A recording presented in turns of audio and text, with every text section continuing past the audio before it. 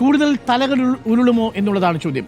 സുജയ, തലകൾ ഉരുളേണ്ടതാണ്. ആ രീതിയിലാണ് അന്വേഷണം മുന്നോട്ട് പോകുന്നത്. ഇവിടെ ഇപ്പോൾ തിരുവിതാംകൂർ ദേവസ്വം ബോർഡ് പ്രസിഡന്റിന്റെ കാലാവധി 6 മാസം കൂടിയെങ്കിലും നീട്ടാനായി സർക്കാർ തത്വത്തിൽ തീരുമാനിച്ചതാണ്. ഫയൽ നീക്കവും അതിന്റെ കാര്യത്തിൽ നടക്കാനായിട്ടുള്ള കാര്യങ്ങളെല്ലാം വരികയും ചെയ്തു.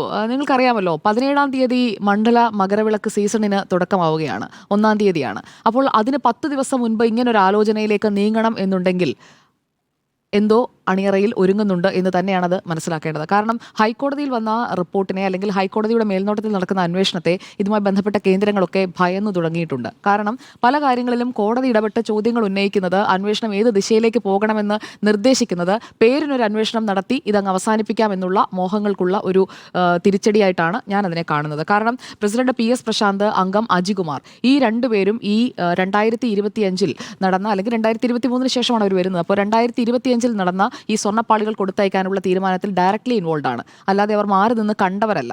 കണ്ടതോ നോക്കുകൂലി വാങ്ങിയതോ ആയിട്ടുള്ള ആളുകളുടെ ഗണത്തിലല്ല ആ പദവിയിലിരുന്ന ആളുകൾ വരുന്നത്. അതുകൊണ്ട് പലതിനും ഉത്തരം അവർ പറയേണ്ടി വരും. അല്ലെങ്കിൽ എന്തുകൊണ്ട് അറിയിച്ചില്ല കൃത്യമായി എന്നുള്ളതിനെങ്കിലും മറുപടി പറയേണ്ടി വരും.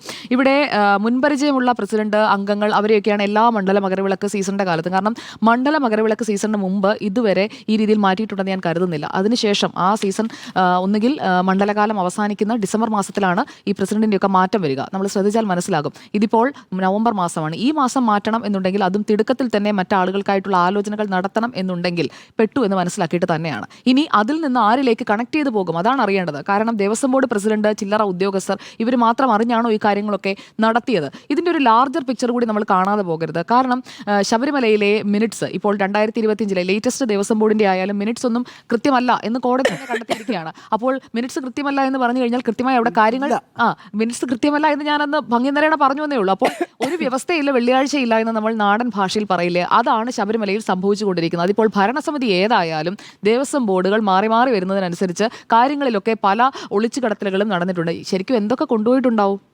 ഇത് മാത്രമാണോ? ഇപ്പോൾ ഈ പുറത്തു വന്ന ദ്വാരപാലക ശില്പത്തിലെ പാളികൾ, അത് സ്വർണ്ണപ്പാളി ചെമ്പായി മാറുന്നു. വിജയമല്യ പാവം എന്ന് പറഞ്ഞത് ആ സ്വർണം പൊതിഞ്ഞ ആൾ ഇപ്പോൾ ഇത് കാണുന്നുണ്ടെങ്കിൽ ഇതെല്ലാം കൊണ്ടുപോയില്ല, എന്നേക്കാൾ വലിയ കള്ളനോ എന്ന് വിജയമല്യ വിചാരിക്കുന്നുണ്ടാവും. കാരണം മറ്റൊരു കേസുമായി ബന്ധപ്പെട്ട് വിജയമല്യെ നമ്മൾ വലിയ വില്ലനായിട്ട് ഇങ്ങനെ മുദ്രകുത്തി ഒരു ഭാഗത്ത് വെച്ചിരിക്കുകയാണ്. പക്ഷേ അയാൾ സതുദ്ദേശത്തോടെ കൊണ്ടുപോയി സംഭാവന ചെയ്ത സ്വർണവും ഇവിടെ അടിച്ചുകൊണ്ട് പോയി. അപ്പോൾ കടുവയെ പിടിച്ച കിടുവയായി ഇവിടെ നിൽക്കുകയാണ് ഉണ്ണികൃഷ്ണൻ പോറ്റി ആൻഡ് ടീം. അതാണ് ഇവിടെ സംഭവിച്ചിരിക്കുന്നത്. ഞാൻ വിജയമല്യെ ഗ്ലോറിഫൈ ചെയ്തതല്ല. ഇവിടെ ഈ നിലവിലെ ഭരണസമിതിയെക്കുറിച്ച് മുഖ്യമന്ത്രി അടക്കമുള്ളവർക്ക് ഈ അന്വേഷണം നടക്കുന്നത് ഒരു എതിരഭിപ്രായവും ഇല്ലായിരുന്നു. കാരണം നല്ല രീതിയിലാണ് മുന്നോട്ട് പോകുന്നത് എന്നൊക്കെയുള്ള വളരെ പോസിറ്റീവായിട്ടുള്ള ഒരു തീരുമാനമായിരുന്നു. പക്ഷേ ഇവിടെ കാലാവധി നീട്ടാനായിട്ടുള്ള ഓർഡിനൻസിൽ ഈ ഗവർണർ ഇടപെടാനായിട്ടുള്ള ഒരു സാധ്യത മുന്നിൽ കണ്ടുകൊണ്ടാണ് ഇപ്പോഴത്തെ ഈ മാറ്റം എന്നാണ് ഞാൻ മനസ്സിലാക്കുന്നത്. കാരണം ഈ കാലാവധി നീട്ടാനായിട്ടുള്ള ഫയൽ ദേവസ്വം വകുപ്പ് നീക്കി, അത് നിയമവകുപ്പിന്റെ മുന്നിൽ എത്തിക്കഴിഞ്ഞപ്പോഴത്തേക്കുമാണ് ഇതിന്മേലൊരു പിടി വീണത് എന്നുള്ളതാണ് സോഴ്സസ് നൽകുന്ന ഇൻഫർമേഷൻ. ഇപ്പോൾ ഈ ഹരിപ്പാട് മുൻ MLA കാര്യം പറഞ്ഞല്ലോ, അത് ആലപ്പുഴയിൽ നിന്നുള്ള മുതിർന്ന നേതാവാണ്. അപ്പോൾ TK ദേവകുമാറിനായിട്ട് ചില ആളുകളൊക്കെ നീക്കം നടത്തുന്നുണ്ട്. അദ്ദേഹം വന്നു കഴിഞ്ഞിട്ടുണ്ടെങ്കിൽ ഈ പ്രശ്നങ്ങളെല്ലാം ഒന്ന് പരിഹരിക്കും. കാരണം അങ്ങനെ പരിഹാരക്രിയകൾ ചെയ്ത് പരിശീലനം കിട്ടിയിട്ടുള്ള ഒരാളായതുകൊണ്ട് അദ്ദേഹം വന്നാൽ നന്നാകും എന്നുള്ള ഒരു ചിന്ത പാർട്ടിക്കുള്ളിൽ വരുന്നുണ്ട് എന്നാണ് മനസ്സിലാക്കുന്നത്. എന്തായാലും CPIMന്റെ കാര്യമാണ്. പാർട്ടി സംസ്ഥാന സെക്രട്ടേറിയറ്റ് നാളെ ചേരുന്നുണ്ട്. അവർ തീരുമാനിക്കട്ടെ. അപ്പോൾ ആ തീരുമാനം വരുന്നവരെ നമുക്ക് കാത്തിരിക്കാം. നമുക്കിപ്പോൾ സമ്പത്ത് വന്നാലും TK ദേവകുമാർ വന്നാലും എന്താ, കാര്യങ്ങളൊക്കെ നന്നായി നടന്നാൽ മതിയല്ലോ. ഇവിടെ ഇനിയിപ്പോൾ അന്വേഷണ സംഘം പ്രതി ചേർത്തിരിക്കുന്ന അല്ലെങ്കിൽ ചോദ്യം ചെയ്യാൻ പോകുന്ന ആളുകളിലേക്ക് വരാം. പത്മകുമാറാണ്.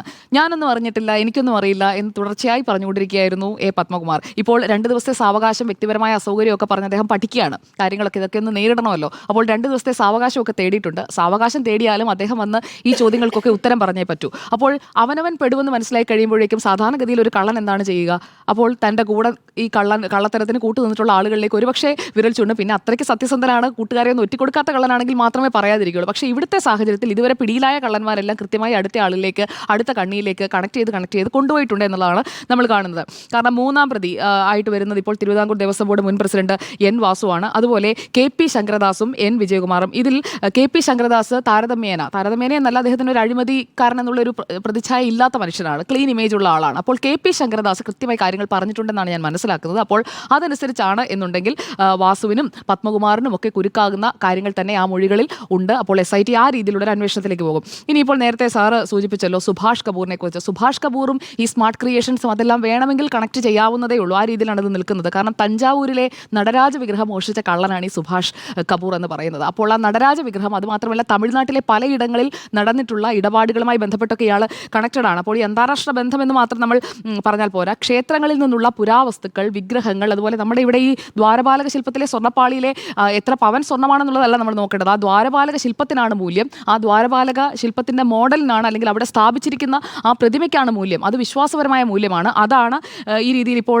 സുഭാഷ് കപൂറുമായി കണക്ട് ചെയ്തുകൊണ്ട് ഈ അന്താരാഷ്ട്ര കള്ളക്കടത്ത് സംഘത്തിന്റെ അല്ലെങ്കിൽ ആ രീതിയിലുള്ള എന്തെങ്കിലും കണക്ഷൻ ഉണ്ണികൃഷ്ണൻ പോറ്റിക്കുണ്ടോ എന്നതിലേക്ക് അന്വേഷണം പോകുന്നത്. ഇവിടെ മാൻഹട്ടനിലെ ഈ ആർട്ട് ഓഫ് ദ പാസ്റ്റ് ആ മ്യൂസിയത്തിൻ്റെ ഭാഗമായിട്ടാണ് സുഭാഷ് കപൂർ ഈ പുരാവസ്തു വ്യവസായത്തിൽ ഇൻ്റർനാഷണലി വരുന്നത്. അപ്പോൾ ഈ പ്രത്യേകിച്ചും തെക്കൻ ഏഷ്യൻ രാജ്യങ്ങളിൽ, ഇന്ത്യ മാത്രമല്ല തെക്കൻ ഏഷ്യൻ രാജ്യങ്ങളിൽ നിന്നുള്ള ക്ഷേത്ര വിഗ്രഹങ്ങൾ, അതുപോലെ തന്നെ പുരാവസ്തുക്കളൊക്കെയാണ് ഈ മാൻഹാട്ടനിലെ മ്യൂസിയത്തിലുള്ളത്. അപ്പോൾ അതുമായി കണക്ട് ചെയ്തുകൊണ്ട് ഒരുപാട് പേര് ഈ ഇതെല്ലാം വാങ്ങുന്നതിനായിട്ടുള്ള അങ്ങനെ ഈ ഡിമാൻഡ് കൂടിയ ഒരു സാഹചര്യത്തിലാണ് ഇതിൽ ഈ കൃത്യമായി പറയുന്നുണ്ട് തമിഴ്നാട്ടിൽ 2008, 2009. അപ്പോൾ ഇവിടെ ഉണ്ണികൃഷ്ണൻ പോറ്റി ഇവിടെ പരികർമ്മിയായി പണി തുടങ്ങിയ കാലത്ത് ഈ കപൂർ മറുഭാഗത്ത് ആക്റ്റീവാണ്. അതായത് 2008, 2009 തഞ്ചാവൂര്, അരിയല്ലൂര്, ശിവഗംഗ ഈ സ്ഥലങ്ങളിൽ നിന്നാണ്. അതായത് തമിഴ്നാടാണ് ഇയാളുടെ ഒരു കേന്ദ്രമെന്ന് സൂചിപ്പിക്കാനാണ് ഞാൻ ഇത്രയും പറഞ്ഞത്. അപ്പോൾ അവിടെ നിന്ന് പോയിരിക്കുന്നത് അപൂർവമായിട്ടുള്ള നടരാജ വിഗ്രഹങ്ങൾ. ആ അപൂർവമായ നടരാജ വിഗ്രഹങ്ങളുടെ ശ്രേണിയിലേക്കാണ് ശബരിമല ക്ഷേത്രത്തിലെ പല വസ്തുക്കളും വരുന്നത്. കാരണം നമുക്ക് വിപണി വില വെച്ചിട്ട് മൂല്യം കണ്ടെത്തുന്ന സാധനങ്ങളല്ല ഇതൊന്നും. ഇതിന് ആ മ്യൂസിയത്തിലുള്ള വാല്യൂവും അങ്ങനെയല്ല കണക്കാക്കപ്പെടുന്നത്. അപ്പോൾ ഈ അന്താരാഷ്ട്ര മ്യൂസിയങ്ങളിലേക്ക് മാത്രമല്ല വ്യക്തികൾക്കും ഇത് കൊടുത്തിട്ടുണ്ട്. കാരണം ഇങ്ങനെയുള്ള കാര്യങ്ങൾ ഈ വിശ്വാസപരമായി ഇതൊക്കെ വാങ്ങിച്ചു വെക്കുന്ന ആളുകളുണ്ട്. അത് ഇന്ത്യയിലോ അല്ലെങ്കിൽ ഇന്ത്യയിലെ ഏതെങ്കിലും സ്റ്റേറ്റിലോ മാത്രമല്ല അന്താരാഷ്ട്ര തലത്തിൽ ഇത് വാങ്ങുന്ന ആളുകളുണ്ട്. അപ്പോൾ അവരിലേക്കൊക്കെ ഇതൊക്കെ കൊണ്ടുപോകുന്നതിനായിട്ടുള്ളൊരു വലിയ ശൃംഖല ഇതിൻ്റെ ഭാഗമായിട്ട് പ്രവർത്തിക്കുന്നുണ്ട് എന്നുണ്ടെങ്കിൽ ഇതുവരെ പിടിക്കപ്പെട്ട ഈ ഉദ്യോഗസ്ഥരിലൊന്നും ഒതുങ്ങില്ല. അതൊക്കെ ഒരു സ്റ്റേറ്റ് അറിയാതെ ഒരിക്കലും നടക്കില്ല. അപ്പോൾ അതിലേക്കൊരു വലിയ അന്വേഷണത്തിലേക്ക് പോകേണ്ടി വരും. അതുകൊണ്ടാണ് ഇപ്പോൾ CBI അന്വേഷണം, കയറ്റുമതി രേഖകളിലൊക്കെ സുഭാഷ് കപൂറിൻ്റെ പേരുകൾ പലയിടങ്ങളിലും വന്നിട്ടുണ്ട്. അപ്പോൾ അത് ഈ ഒരു പീരീഡിൽ ഉണ്ടോ എന്നുള്ളത് കൂടി. കാരണം 2022 ഇയാൾ അറസ്റ്റിലാകുന്നത്. അതിനു മുൻപ് 2019 ഈ സംഭവം നടന്നിരിക്കുന്നത്. അതായത് നമ്മുടെ സ്വർണ്ണപ്പാളി കൊണ്ടുപോയിരിക്കുന്നത്. അപ്പോൾ അതുമായി 2022 ഇപ്പോൾ ലേറ്റസ്റ്റ് അയാളുടെ കസ്റ്റഡി 2022 ഇപ്പോൾ ജയിലിൽ കഴിയുന്നത്. എന്തായാലും ഈ പീരീഡിൽ ഇയാളുടെ ഒരു ടീമുമായിട്ട് ഇയാൾ അസോസിയേറ്റ് ചെയ്തിട്ടുണ്ട്. കാരണം ഒരാൾ ഒറ്റയ്ക്കല്ലല്ലോ ഇത് ചെയ്യുന്നത്. ഈ ടീമിന്റെ ഏതെങ്കിലും തരത്തിലുള്ള ഒരു നെക്സസ് ഇവിടെ ഉണ്ടായിരുന്നോ, കേരളത്തിൽ ഉണ്ടായിരുന്നോ എന്നുള്ളത് അറിയണം. അതുകൊണ്ടാണ് ഞാനത് പറഞ്ഞത്. ഇവിടെ ഇപ്പോൾ CBIയുടെ അന്വേഷണം വേണമെന്നുള്ള ആവശ്യവുമായിട്ട് പ്രധാനമന്ത്രിക്ക് ഒരു കത്ത് പോകുന്നുണ്ട്. ഒരു ഭീമ ഹർജിയായിട്ടാണ് ഇപ്പോൾ BJP മുന്നോട്ട് പോകുന്നത്. അപ്പോൾ ആ രീതിയിലുള്ള അന്വേഷണത്തിലേക്ക് വരുമോ എന്നുള്ളത് കൂടി അറിയണം. കാരണം SITയുടെ ഫൈൻഡിങ് എന്താണോ അതിനനുസരിച്ച് CBI അന്വേഷണം ആവശ്യപ്പെടാവുന്നതേ ഉള്ളൂ. അല്ലെങ്കിൽ സർക്കാരിന് ഈ തെരഞ്ഞെടുപ്പിന് മുൻപ്, ഞാൻ പറഞ്ഞ് അവസാനിപ്പിക്കാം, സർക്കാരിന് ഈ തെരഞ്ഞെടുപ്പിന് മുൻപ് ഒരു ക്ലീൻ ചിറ്റ് കിട്ടണമെങ്കിൽ, കാരണം ഈ വലിയ ജനകീയ പ്രഖ്യാപനങ്ങളൊക്കെ നടത്തിയിരിക്കുകയാണെങ്കിലും അയ്യപ്പനെ കട്ടവരെന്നൊക്കെയുള്ള ഒരു പേര് വന്നു കഴിഞ്ഞാൽ വളരെ മോശമായിരിക്കും. സർക്കാർ അതിന് എന്തായാലും നിന്ന് കൊടുക്കുമെന്ന് ഞാൻ കരുതുന്നില്ല. അയ്യപ്പനെ വരെ അടിച്ചുകൊണ്ട് പോയേനെ എന്നൊക്കെ പുറത്ത് ആളുകൾ പറഞ്ഞു തുടങ്ങുന്ന ഒരു കാലം വരരുത്. അതിനു മുൻപ് ഈ പ്രശ്നങ്ങൾക്ക് ഒരു പരിഹാരം ഉണ്ടാക്കുമെന്ന് കരുതുന്നു. എന്തായാലും കോടതി അന്വേഷണത്തിൽ നമുക്ക് തൽക്കാലം ആ ഒരു അന്വേഷണം പൂർത്തിയാകുന്നവരെ കാത്തിരിക്കാം. ലെറ്റ്സ് വെയിറ്റ് എന്നുള്ളതാണ് ഈ കാര്യത്തിൽ എൻ്റെ അഭിപ്രായം. കാരണം ഈ സ്ഥാനമാറ്റം വരുന്നത് സർക്കാരിന് കാര്യങ്ങളൊക്കെ മനസ്സിലായിട്ടുണ്ട് എന്നതിൻ്റെ ഒരു സൂചനയാണ്. പിടിക്കപ്പെട്ടിട്ടുണ്ട്. അത് കൂടുതൽ ആളുകളിലേക്ക് എത്താൻ പോവുകയാണ്. പലതും പറഞ്ഞിട്ടുണ്ട്. പക്ഷേ ആ രീതിയിൽ അന്വേഷണം നടക്കുമോ അതോ കോടതി വീണ്ടും ഒന്നുകൂടി ഇടപെടേണ്ടി വരുമോ, സ്രാവിനെ പിടിക്കൂ എന്നൊന്നുകൂടി പറയേണ്ടി വരുമോ എന്നതാണ് ഞാൻ കാത്തിരിക്കുന്നത്.